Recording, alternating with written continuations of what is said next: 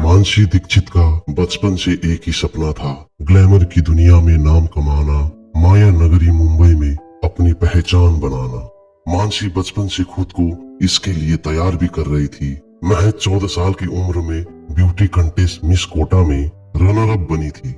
नमस्कार, क्राइम अजीब सी देख रहे सभी दोस्तों को मेरा प्यार भरा प्रणाम। आज की इस एपिसोड में जानते हैं मानसी दीक्षित के बारे में।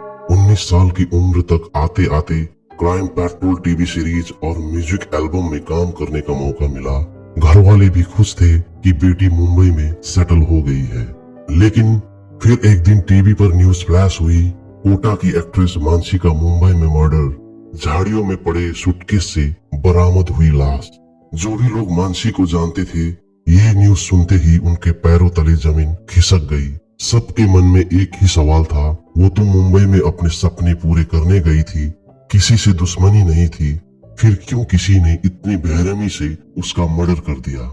सिर्फ मानसी को जानने वाले के लिए ही नहीं, मुंबई पुलिस के लिए भी इस सवाल के जवाब ढूंढना बेहद जरूरी था।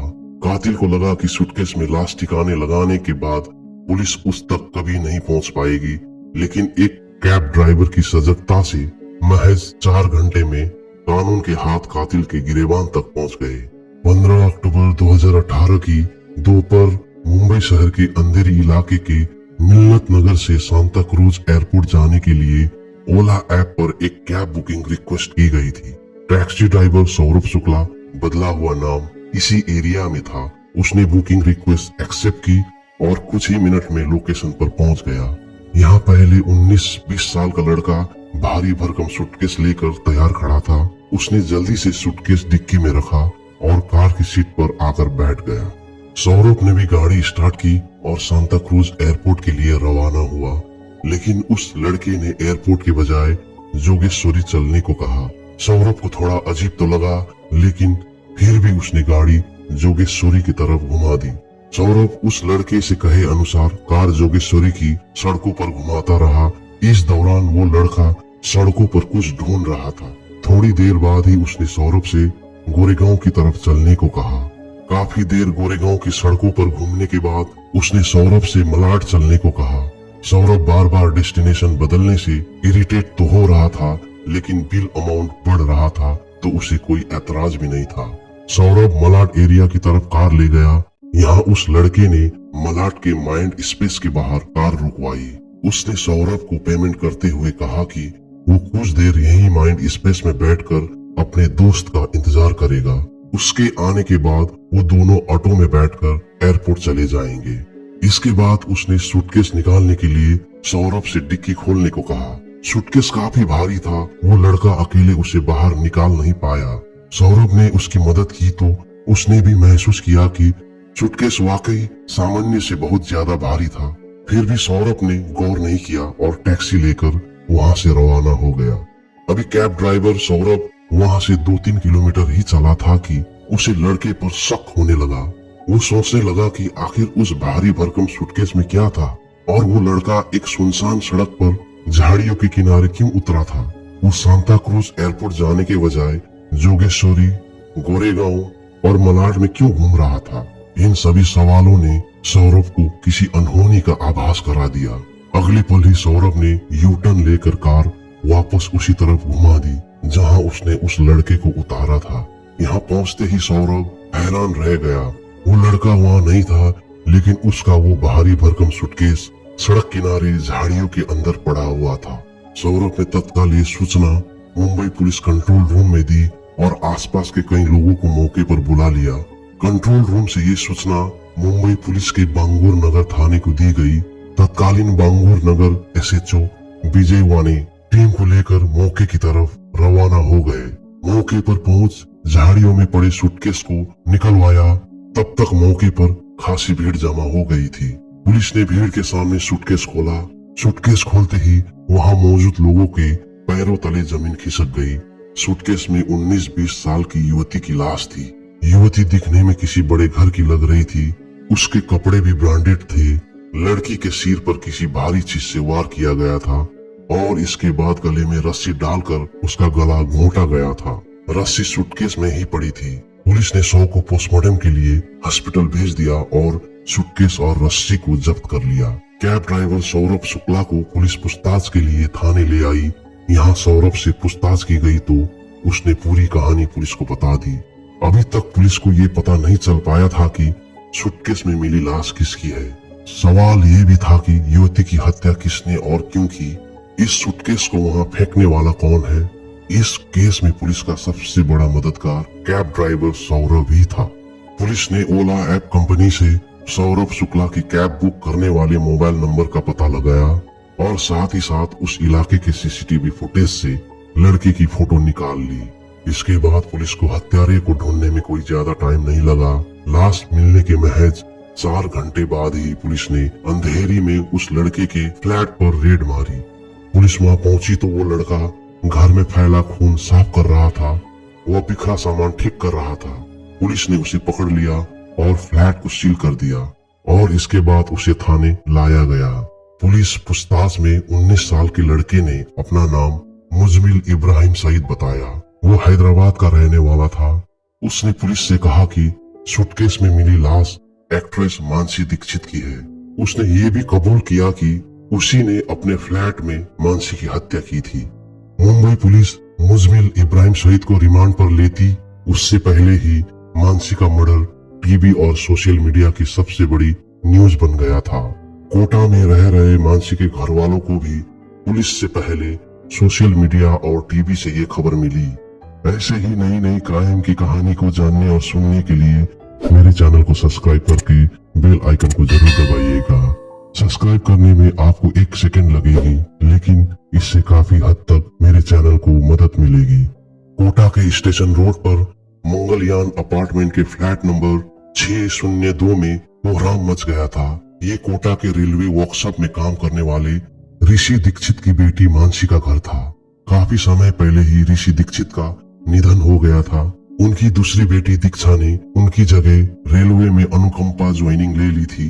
वहीं मानसी मॉडलिंग और एक्टिंग की दुनिया में नाम कमाने मुंबई चली गई थी। मानसी के मर्डर की खबर ने उसकी माँ और बहन को तोड़ कर रख दिया था। वो जैसे तैसे मुंबई पहुंचे। दीक्षा ने पुलिस को बताया कि मानसी बचपन से ही मॉडलिंग और फिल्मों की दीवानी थी। उनकी माँ भी ब्यूटिशियन है, तो उन्होंने हमेशा अपनी दोनों बेटियों को परफेक्ट रहना सिखाया था। माँ से मिले सहयोग के बाद मानसी ने छोटी उम्र से ही अपने आप को मॉडलिंग और फिल्मों के लिए प्रिपेयर करना शुरू कर दिया था। साल 2014 में मिस कोटा ब्यूटी कंटेस्ट में फर्स्ट रनर अप बनने के बाद उसे मॉडलिंग के कई छोटे बड़े असाइनमेंट मिलने लगे थे। मानसी के सपने बड़े थे और वो मॉडलिंग और एक्टिंग में अपना नाम बड़ा करना चाहती थी। इसके लिए उसका मुंबई पहुंचना जरूरी था। साल 2018 के मार्च महीने में उसका ये सपना भी पूरा हो गया और उसे मुंबई की एक private company AK towers finance में काम मिल गया था। इसके बाद मानसी ने मुंबई में अंधेरी एरिया के शास्त्री नगर में एक कमरा किराए पे ले लिया और वहां रहने लग गई थी। मानसी जब भी फ्री होती तो सोशल मीडिया पर टाइम स्पेंड करती थी।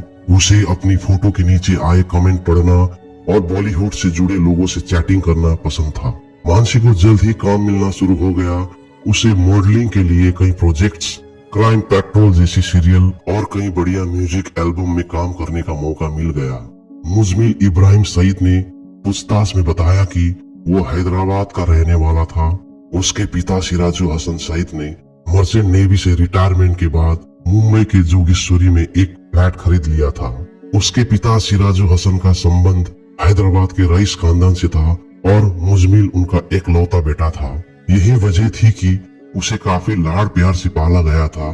सिराजू ने मुजमिल को 5वीं क्लास के बाद उसकी नानी के पास हैदराबाद भेज दिया था। वो अपने मम्मी पापा के पास मुंबई में कभी कभार ही आता था। मुजमिल सोशल मीडिया और बॉलीवुड का दीवाना था। एक दिन फेसबुक पर उसने मानसी की प्रोफाइल देखी। मानसी को फंसाने के लिए मुजमिल ने फेसबुक प्रोफाइल बनाई जिसमें खुद को कामयाब एक्टर दिखाया। इसके बाद उसने मानसी को फेसबुक पर फ्रेंड रिक्वेस्ट भेजी। थोड़े दिनों के बाद ही मानसी ने उसकी रिक्वेस्ट एक्सेप्ट कर ली। दोनों के बीच फेसबुक पर चैटिंग शुरू हो गई। कुछ ही समय में दोनों के बीच गहरी दोस्ती हो गई। एक दिन मुजमिल अपनी माँ से मिलने का बहाना बनाकर मुंबई आ गया। मुंबई में अपने एक दोस्त के साथ वो मानसी से मिला। इसके बाद दोनों के बीच मुलाकातों का सिलसिला बढ़ने लगा। कभी रेस्टोरेंट में मिलते तो कभी बिजनेस सेंटर पर। जब भी दोनों मिलते तो दोनों के बीच मॉडलिंग और फिल्मी दुनिया को लेकर ही ज्यादा बातें होती थी। 15 अक्टूबर 2018 के दिन जब मुजमिल की मां किसी रिश्तेदार से मिलने घर से बाहर गई हुई थी, मुजमिल ने मौके का फायदा उठाने के लिए मानसी को कॉल किया और एक मॉडलिंग कंपनी के लिए फोटोशूट करने के बहाने अपने फ्लैट पर बुलाया। मानसी उसके फ्लैट पर पहुंची तो पहले तो काफी देर तक मुजमिल उसके साथ इधर उधर की बातें करता रहा। फिर अचानक उसने मानसी के सामने संबंध बनाने की बात कही और उसके साथ अश्लील हरकतें करने लगा। उसके इरादों को भांपकर मानसी ने उसकी हरकतों का विरोध किया और उसे फटकारते हुए फ्लैट के बाहर की तरफ भागने लगी। उसे फ्लैट से जाते देख मुजमिल डर गया और वहां पड़े एक स्टूल से मानसी के सिर पर जोरदार वार कर दिया। स्टूल की वार से मानसी बेहोश हो गई और नीचे गिर गई। मानसी की बेहोशी का फायदा उठाकर उसने कुकर्म की कोशिश की। इस दौरान मानसी को होश आ गया। मानसी के होश में आते ही मुजमिल हड़बड़ा गया। उसने जूतों की लेस और घर में पड़ी रस्सी का फंदा बनाकर मानसी का गला घोंट दिया। थोड़ी देर तक छटपटाने के बाद मानसी ने दम तोड़ दिया। मानसी का मर्डर करने के बाद मुजमिल बुरी तरह घबरा गया। उसे कुछ समझ नहीं आ रहा था कि क्या करे। पकड़े जाने का डर भी था। काफी सोचने के बाद मुजमिल ने मानसी की लाश को ठिकाने लगाने का प्लान बनाया। उसने घर में रखे एक बड़े से सूटकेस में मानसी की लाश को पैक किया। इसके बाद ओला ऐप से सांता क्रूज एयरपोर्ट के नाम से टैक्सी की बुकिंग की। टैक्सी को जोगेश्वरी, गोरेगांव और मलाड में घुमाने के बाद सांता क्रूज एयरपोर्ट की जगह मलाड एरिया में माइंड स्पेस के बाहर रुकवाया और यहाँ सुनसान इलाके में झाड़ियों के पास उतर गया। यहाँ ओला ड्राइवर को पेमेंट देकर रवाना कर दिया और उसके जाते ही सूटकेस को झाड़ियों में फेंक दिया और दूसरा ऑटो पकड़कर वापस अपने फ्लैट पर पहुंच गया। फ्लैट पर पहुंचने के बाद मुजमिल फर्श पर फैले मानसी के खून को साफ कर रहा था कि कैब ड्राइवर से मिले क्लू की मदद से मुंबई की बांगूर थाने की पुलिस वहां पहुंच गई। मानसी दीक्षित के परिजनों ने बताया कि मामले में फिलहाल कोर्ट में ट्रायल चल रहा है। वहीं आरोपी मुजमिल इब्राहिम सईद अभी थाने जेल में बंद है, पर अभी तक उसको बेल नहीं मिल पाई है। ये कहानी सुनाने का मकसद किसी को नीचा दिखाना या डराना नहीं है, बल्कि आपकी सुरक्षा के लिए सतर्क कराना है।